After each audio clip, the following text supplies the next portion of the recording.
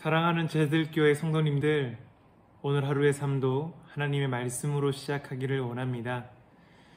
오늘 본문을 보기 전에 먼저 그 당시 역사적 배경을 살펴보면 예레미야가 사역을 시작한 요시야 13년 또는 주전 626년 되는 해는 남왕국 유다가 멸망을 향해 치닫던 격변의 시기였습니다.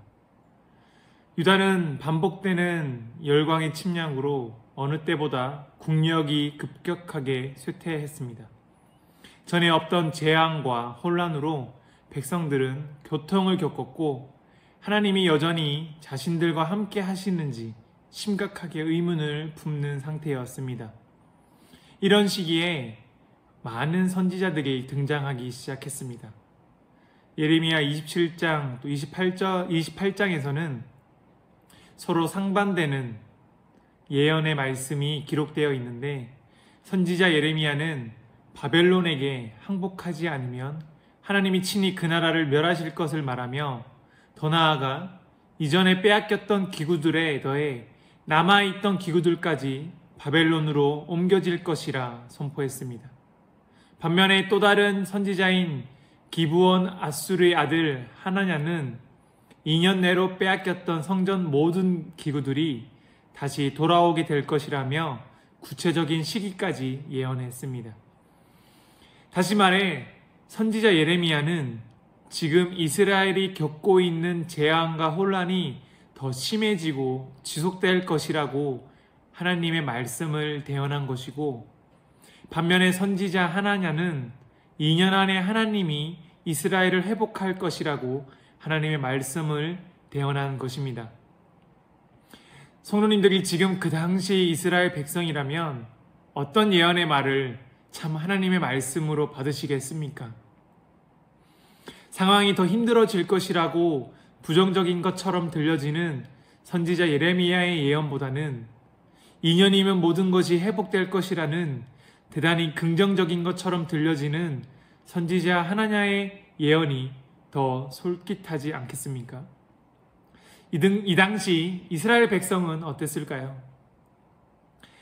이 당시 유다가 멸망에 가기 시작한 근본적인 원인은 예언자와 제사장이 평화와 번영의 말씀과 풍성한 예물에만 깊이 빠져 있었습니다.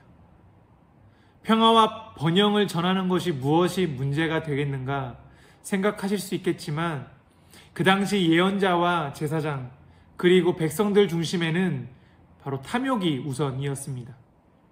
예레미야 6장 13절에 이는 그들이 가장 작은 자로부터 큰 자까지 탐욕을 부리며 선지자로부터 제사장까지 다 거짓을 행함이라고 기록되어 있습니다. 하나님의 백성으로 축복과 번영을 누렸던 이스라엘은 하나님의 공급에 만족하지 못하고 그들만의 탐욕으로 물들어 있었던 것입니다.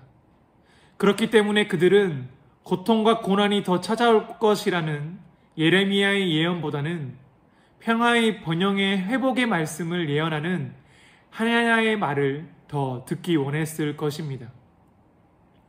하지만 우리가 28장 15절에서 17절 말씀을 보면 선지자 예레미야가 선지자 하나냐에게 이르되 하나냐여 들으라. 여호와께서 너를 보내지 아니하셨거늘 내가 이 백성에게 거짓을 믿게 하는도다. 그러므로 여호와께서 이와 같이 말씀하시되 내가 너를 지면에서 제하리니 내가 여호와께 패역한 말을 하였습니다. 내가 금년에 죽으리라 하셨느니라 하더니 선지자 하나냐가 그해 7째 달에 죽었더라고 기록되어 있습니다. 우리는 28장 말씀의 전체 내용을 통해 결과적으로 선지자 예레미야가 참 예언자였고 선지자 하나냐가 거짓 예언자라는 것을 알 수 있습니다. 괴로움이 오래 계속되면 하나님이 뜻하시는 바와는 다른 데에 자꾸 희망을 두고 있을 때가 있습니다. 내 상황에 말씀을 맞추어 그 말씀이 내가 원하는 시기에 이루어지기를 원할 때가 있습니다. 하나님의 뜻이 이루어지기를 바란다고 말하면서도 결국 나의 어려운 상황이 하루빨리 끝나고 이 고통의 시기가 사라지는 것이 하나님의 뜻이라 합리화하게 되는 경우가 있습니다. 하지만 우리가 이 단락을 통해 눈여겨보아야 할 부분은 바로 내가 기준이 되는 것이 아니라 하나님이 기준이 되신다는 것입니다. 이스라엘이 원하는 시기에 하나님의 뜻을 이루신 것이 아니라 하나님이 원하시는 시기에 하나님의 뜻을 이루어 가시는 것을 우리는 보아야 합니다. 우리 삶 속에서도 그것을 깨닫고 내가 원하고 바라는 때와 시기가 아니라 하나님의 때와 시기를 바라볼 수 있기를 원합니다. 예레미야는 계속해서 하나님의 말씀을 전합니다. 29장 10절에 여호와께서 이와 같이 말씀하시니라. 바벨론에서 70년이 차면 내가 너희를 돌보고 나의 선한 말을 너희에게 성취하여 너희를 이곳으로 돌아오게 하리라고 유다를 향한 하나님의 구체적인 회복의 시기를 예언하고 있는데 그 기간이 무려 70년이라고 선포합니다. 하나냐의 죽음을 보고 예레미야가 하나님의 참된 예언자라고 생각하고 그를 따르기로 한 많은 이들이 아마 있었을 것입니다. 하지만 하나님의 회복이 70년 후라는 시기를 들었을 때 예레미야가 참된 예언자라고 생각했던 마음을 아마 다시 되돌린 백성들도 많았을 것이라 추정해 봅니다. 그래서 오늘 본문을 보면 또 다른 예언자 스마야라는 사람이 등장합니다. 24절에서 25절을 보면 느헬람 사람 스마야는 예루살렘에 있는 모든 백성과 제사장 마아세야의 아들 스바냐와 모든 제사장에게 글을 보냅니다. 그 내용은 26절, 27절 여호와께서 너를 제사장 여호야다를 대신하여 제사장을 삼아 여호와의 성전 감독자로 세우심은 모든 미친 자와 선지자 노릇을 하는 자들을 목에 씌우는 나무 고랑과 목에 씌우는 쇠고랑을 채우게 하심이오늘 이제 네가 어찌하여 너희 중에 선지자 노릇을 하는 아나돗 사람 예레미야를 책망하지 아니하느냐고 기록되어 있습니다. 스마야는 제사장 스바냐를 향해 예레미야의 말은 모든 거짓이기 때문에 선지자 노릇하는 그 자를 꾸짖고 또 그 거짓 선지자를 빨리 처벌하기를 요청하고 있습니다. 그 이유는 28절 너희는 집을 짓고 살며 밭을 일구고 그 열매를 먹으라고 했기 때문이라고 기록되어 있습니다. 이는 5절에 예레미야가 바벨론에서 70년을 채워야 하므로 너희는 집을 짓고 거기에 살며 텃밭을 만들고 그 열매를 먹으라고 하나님의 말씀을 예언했기 때문입니다. 6절도 보면 아내를 맞이하여 자녀를 낳으며 너희 아들이 아내를 맞이하며 너희 딸이 남편을 맞아 그들로 자녀를 낳게 하여 너희가 거기에서 번성하고 줄어들지 아니하게 하라고 기록되어 있습니다. 하나님이 70년 뒤에 회복하신다고 하니 그동안 세월이 지나가기만을 기다리며 망연자실 모든 삶을 포기하는 경우도 있을 수 있습니다. 바벨론 포로 생활 자체를 견디지 못해 평화롭고 풍족했던 삶을 잊지 못하며 매일매일을 후회와 한탄으로 보낼 수도 있습니다. 하지만 하나님이 그들에게 집을 짓고 텃밭을 만들어 열매를 먹고 그리고 자녀를 번성케 하라고 하신 데는 중요한 의미를 내포하고 있습니다. 구약에서 자녀의 번성은 바로 하나님의 축복을 의미합니다. 즉 비록 그들이 바벨론 포로로 70년을 보내게 되겠지만 이제부터 하나님이 그들과 함께 하실 거라는 축복의 메시지가 내포되어 있는 것입니다. 우리는 어려운 상황을 겪게 되면 보이는 그 상황과 환경에 모든 신경을 쏟게 됩니다. 한 예로 우리는 코로나 바이러스가 시작되면서 바뀌어버린 모든 상황과 환경에 생활을 적응시키기 위해 많은 불평과 어려움에 몸부림치고 있습니다. 이렇듯 우리는 환경에 너무나도 지배를 받는 존재입니다. 하지만 우리는 이럴 때일수록 내 삶에 하나님이 함께하고 계신지, 내가 하나님의 말씀 안에 살아가고 있는지를 더욱 점검해야 합니다.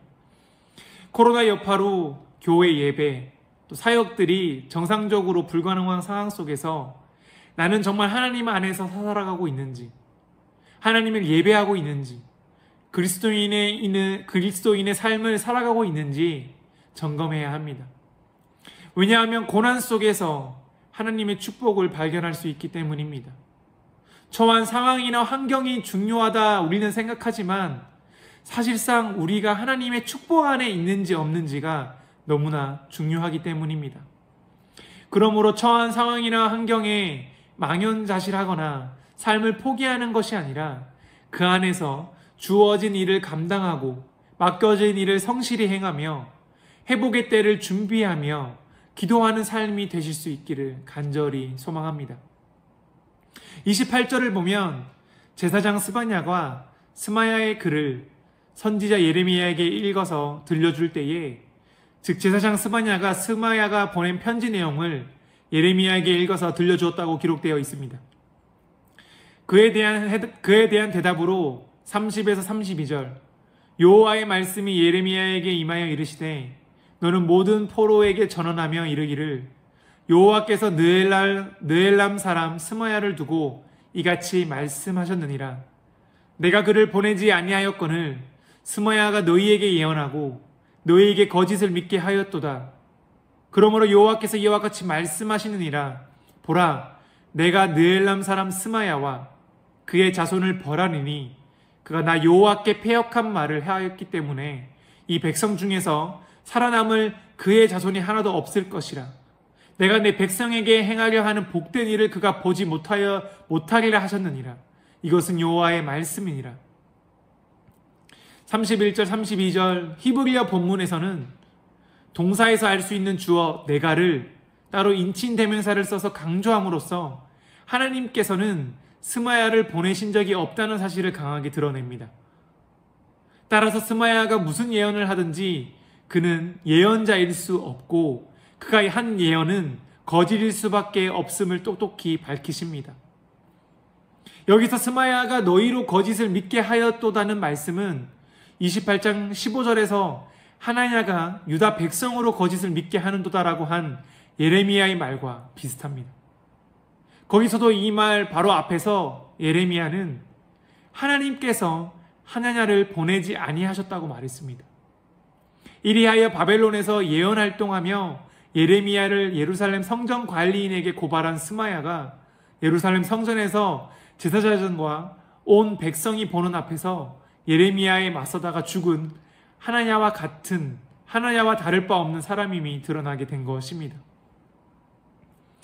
하나님의 말씀이 예레미야에게 임했다고 하는 말에서 우리는 28장의 경우처럼 누가 하나님의 참된 일꾼인지 참 예언자인지를 판가름할 수 있게 됩니다. 이처럼 예언의 권위는 스스로 세울 수 있는 것이 아니라 하나님께서 세워주십니다. 누가 참 예언자인지는 오직 하나님만이 아십니다. 우리는 이를 통해 하나님의 말씀 자체에 권위가 있는 것이지 하나님의 사람의 권위가 있는 것이 아님을 명시해야 합니다. 선지자 예레미야가 대단한 것이 아니라 그를 세우시고 하나님의 그 말씀의 원초가 되시는 하나님이 대단하시며 영광받기 합당하신 분이라는 것을 깨달아야 합니다. 코로나 상황이 지속되면서 이와 관련된 수많은 설교들이 성도들에게 들려지고 있습니다. 설교들 중에도 제각각 의견이 상반되어 마치 오늘 본문에 일어나고 있는 예레미야와 스마야의 모습이 현재 우리 삶 속에 일어나고 있는 것처럼 보여집니다. 제각각 자신의 주장이 맞다고 목소리를 높이고 있는 현실입니다. 하지만 가장 중요한 것은 모든 것은 하나님만이 아신다는 것입니다. 하나님만이 그 회복의 시기와 때를 아시며 하나님께서 모든 것을 이루어 가실 것입니다. 그렇다면 그리스도인은 어떻게 해야 합니까? 오늘 본문 말씀에서 살펴본 것처럼 먼저 내가 원하는 시기와 때가 아닌 하나님께서 회복하실 시기와 때를 기다리길 바랍니다. 두 번째, 맡겨진 삶 속에서 그리스도인으로 삶을 살아내기를 바랍니다. 삶 속에서 예배를 놓치지 마시기를 바랍니다. 마지막으로 수많은 설교들을 쫓아다니는 것이 아니라 스스로 말씀을 읽기를 바랍니다. 여러 설교를 통해 믿음이 흔들리지 마시고 직접 하나님의 말씀을 읽고 묵상하시기를 바랍니다. 오늘 하루의 삶 속에서 저와 성도님들 삶 속에 하나님이 원하시는 삶, 축복된 삶을 누리실 수 있기를 간절히 소망하고 축복합니다.